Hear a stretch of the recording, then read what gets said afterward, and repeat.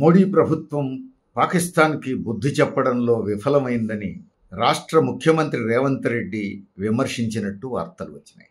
అంతేకాదు, ట్రంప్ చెబితే కాల్పులు విరమణ చేయడం ఏమిటి అని రేవంత్ రెడ్డి గారు ప్రశ్నించినట్టు, ఇందిరాగాంధీ ప్రధానిగా ఉన్నప్పుడు పాకిస్తాన్కు తగిన బుద్ధి చెప్పిందని, ఇప్పుడు మోడీ ఆ పని చేయడంలో విఫలమయ్యారని విమర్శించినట్టు వార్తలు వచ్చినాయి. ఇందులో 3 ముఖ్యమైనటువంటి అంశాలున్నాయి. ఈ మూడింటిని కలగాపులగం చేయడం ప్రమాదకరం.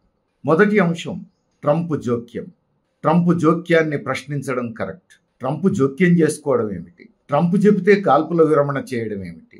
కాల్పుల విరమణ చేయాలి అనేది సరైన నిర్ణయం, కానీ అది స్వతంత్రంగా భారత ప్రభుత్వం తీసుకోవాల్సిన నిర్ణయం.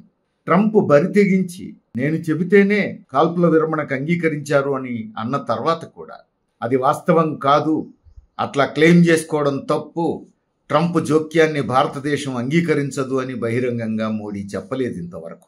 కాబట్టి ఈ విషయంలో రేవంత్ రెడ్డి గారు మోడీ ప్రభుత్వాన్ని విమర్శించడం 100% సరైంది. మోడీ ప్రభుత్వమే బాధ్యతగా వ్యవహరించలేదు. ఇక రెండో అంశం, పాకిస్తాన్కు బుద్ధి చెప్పలేకపోయాడు మోడీ అన్నారు. ఇక్కడ పాకిస్తాన్కు బుద్ధి చెప్పడమా, ఉగ్రవాదాన్ని అంతం చేయటమా? మన లక్ష్యం ఏమిటి? పహల్గాం ఉగ్రవాద దాడి నేపథ్యంలో కదా ఇప్పుడు మనం మాట్లాడుకుంటున్నది. ఉగ్రవాదులను పెంచి పోషించడంలో పాకిస్తాన్ పాత్ర కూడా ఉన్నది అని కదా ఇప్పుడు మన చర్చ అంతా. కాబట్టి పాకిస్తాన్కు బుద్ధి చెప్పి వదిలేస్తే సరిపోతుందా? ఇక ఉగ్రవాదం కొనసాగినా మనకేమీ అభ్యంతరం లేదా? పాకిస్తాన్ మీద ఒక రివెంజ్ తీసుకుంటే సరిపోతుందా? ఉగ్రవాదం కొనసాగినా మనకు అభ్యంతరం లేదా? అసలు సమస్య పాకిస్తాన్ కాదు కదా, అసలు సమస్య ఉగ్రవాదం. కాశ్మీర్లో ఉగ్రవాద మూలాలు మనకు కనిపిస్తున్నాయి. ఆ ఉగ్రవాదానికి పాకిస్తాన్ అండ ఉన్నది అనే దానికి అనేక ఆధారాలు ఉన్నాయి. కాబట్టి ఉగ్రవాదం అంతం కావాలి, ఇది అసలు సమస్య. పాకిస్తాన్కు బుద్ధి చెప్పాలి అంటే బుద్ధి చెప్పడం అంటే ఏమిటి? దానికి నిర్వచనం ఏమిటి? ఇగో పలానా పని చేస్తే బుద్ధి చెప్పడం అని చెప్పడానికి ఏమైనా ఉందా? అయితే ఇక్కడ 3వ విషయం ముందుకొచ్చింది.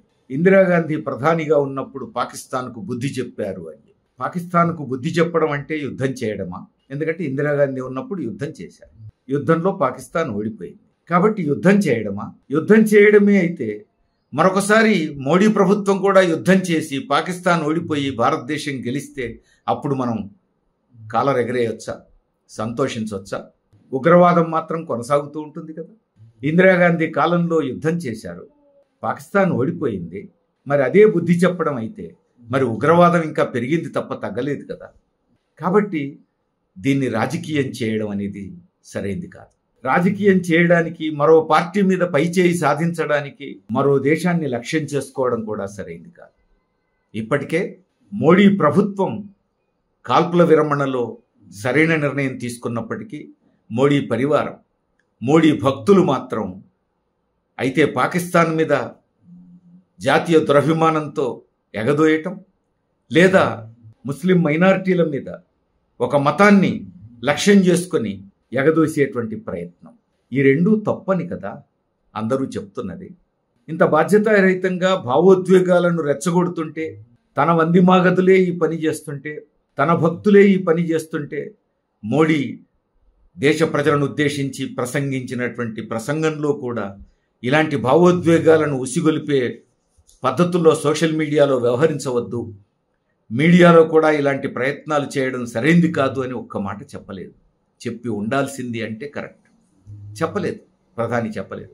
ఇప్పుడు రేవంత్ రెడ్డి గారు పాకిస్తాన్కు బుద్ధి చెప్పలేకపోయింది మోడీ ప్రభుత్వం అంటే, మోడీ భక్తులు చేస్తున్న విమర్శనే రేవంత్ రెడ్డి గారు కూడా చేస్తారు. భావోద్వేగాలను రెచ్చగొడుతూ మోడీ భక్తులు సోషల్ మీడియాలో చేస్తున్న పని, మీడియాలో ఒక భాగం చేస్తున్న పని ఇప్పుడు రేవంత్ రెడ్డి గారు కూడా చేస్తున్నారు. ఇది కాంగ్రెస్ వైఖరి? ఇది కాంగ్రెస్ వైఖరి అయినా తప్పే, రాష్ట్ర ముఖ్యమంత్రి మాట అయినా తప్పే. ఇప్పుడు జరగాల్సింది ఒక దేశాన్ని లక్ష్యం చేసుకొని భావోద్వేగాలు రెచ్చగొట్టుకోవటమో, ఒక మతాన్ని లక్ష్యం చేసుకొని భావోద్వేగాలు రెచ్చగొట్టుకోవటమో కాదు, ఉగ్రవాదాన్ని అంతం చేయటం ఎట్లా, ఇదే కీలకమైనటువంటి అంశం. ఉగ్రవాదాన్ని అంతం చేసేటువంటి ప్రయత్నంలో పహల్గాం ఉగ్రవాద దాడిలో పాకిస్తాన్ జోక్యం మూలాలు మనం సంపాదించాలి. ఇప్పుడు నిఘా విభాగం చేయాల్సిన పని అది. కేంద్ర ప్రభుత్వం విచారణలో సంపాదించాల్సిన ఆధారాలు అవి. ఆ ఆధారాలను సేకరించి అంతర్జాతీయంగా ప్రపంచ దేశాల నుంచి పాకిస్తాన్ను ఒంటరి చేయటం అవసరం.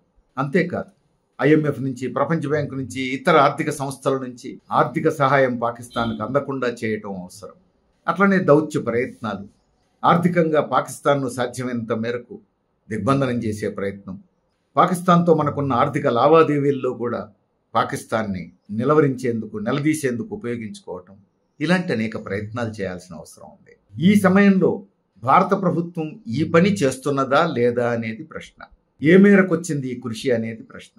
అంతేకాదు కాల్పుల విరమణ నేను చెబితేనే విరమించారు అని ట్రంప్ ప్రకటించుకోవటం, పైగా మీరు కాల్పుల విరమణ చేయకపోతే ఆర్థిక సంబంధాలు పునరాలోచించుకోవాల్సి వస్తుందని నేను బెదిరిస్తేనే ఒప్పుకున్నారని చెప్పటం. ట్రంప్ బెదిరిస్తే భారత ప్రభుత్వం భయపడ్డది, తల వంచింది, కాల్పుల విరమణకు సిద్ధపడింది అనే సంకేతాలు ప్రపంచానికి ట్రంప్ ఇవ్వటం, ఇవి ఆందోళనకరమైన విషయాలు. వీటి మీద మోడీ ప్రభుత్వం మౌనంగా ఎందుకున్నది అని ప్రశ్నించడం ఇప్పుడు అవసరం. ఈ విషయాల మీద పార్లమెంటు సమావేశపరిచి పార్లమెంటు ముందు వాస్తవాలు చెప్పాల్సిన అవసరం ఉంది. దేశ ప్రజలకు వాస్తవాలు చెప్పాల్సిన అవసరం ఉంది. రేవంత్ రెడ్డి గారు ప్రశ్నించాల్సింది ఈ విషయం. పైగా మోడీ ప్రభుత్వం పార్లమెంటు సమావేశపరచడానికి నిరాకరించారు, ప్రజలకు వాస్తవాలు చెప్పడానికి నిరాకరించారు, ట్రంప్ జోక్యాన్ని ఖండించడానికి నిరాకరించారు, మౌనంగా ఉంటున్నారు.